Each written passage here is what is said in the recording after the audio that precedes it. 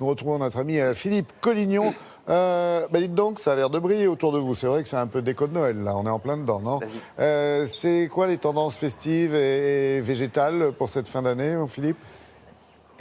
Bonjour Laurent, bonjour à tous. Bien, les fêtes de fin d'année 2017 seront partagées entre besoin de tradition et envie de fantaisie. Alors cette année, on passe du temps à décorer son intérieur, on bichonne ses convives et on confectionne soi-même sa déco, ce qu'on appelle le do it yourself, le faire soi-même, c'est tendance.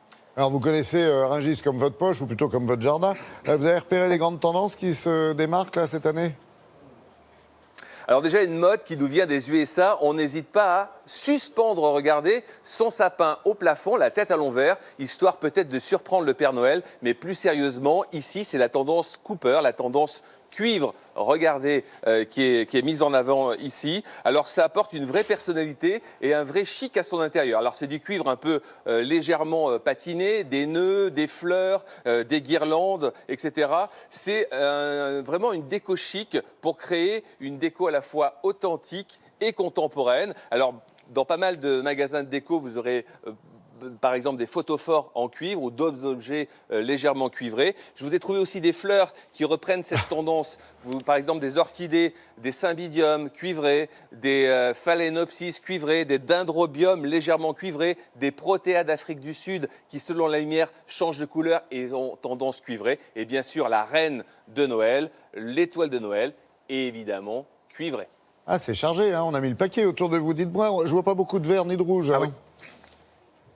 Eh bien, on le conserve au contraire. Il est synonyme de tradition. Le rouge, regardez, le vert et bien sûr le scintillant. Alors cette année, c'est plutôt très floral, hein, donc beaucoup de fleurs dans les sapins. On oublie un petit peu les boules, ou alors les boules sont très marquées, comme ici. On prend de la rose, on prend du poinsettia. Le vert, on n'hésite pas à refaire voir le vert du sapin. Le vert se démarque beaucoup plus cette année. On a aussi, regardez, quelques tendances, toujours le sapin en 3D reconstitué, donc sur une base de bois que l'on peut ressortir d'une année sur l'autre. Pour ceux qui veulent un appartement plus design, le sapin en 2D, regardez, il est plus mince pour les appartements plus design. Donc, il y a différentes tailles. Ça, c'est les petites tailles, mais il y a des très grandes tailles. Et puis, bien sûr, la reine de la nuit de Noël, elle est là. C'est l'étoile de Noël, cette fois-ci très foncée. Et puis, quelques renoncules, anémones également, dans le même style.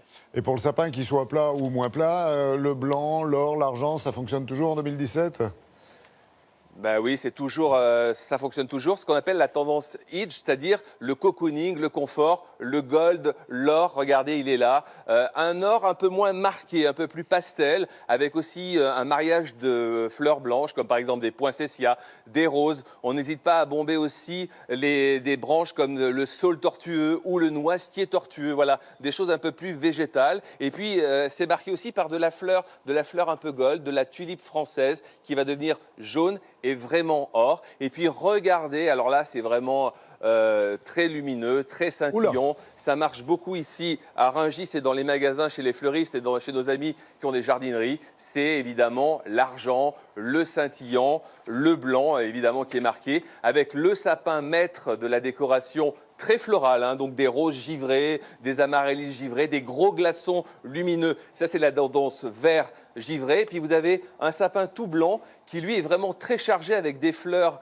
roses, hortensia, et puis des boules qui sont revisitées, qui ont été un petit peu aplaties et stylisées. Voilà. Bien sûr, des centres de table matérialisés par toutes ces fleurs, ces soliflores, que l'on peut sortir chaque année. Et en naturel, qu'est-ce qui ressort? Ce sont ces orchidées, les phalaenopsis, mais qui ont été retravaillées un petit peu, bonsaïfiées. Elles ont un côté un peu féminin. Des protéas, toujours des protéas un peu vert tendre. Des sabots de Vénus aussi qui pourront marier sur les décos de Noël. Et puis, évidemment, l'étoile de Noël. Bon, à vous suivre, on va tous finir givrés. Si je vous dis à table, vous me proposez quoi rapidement?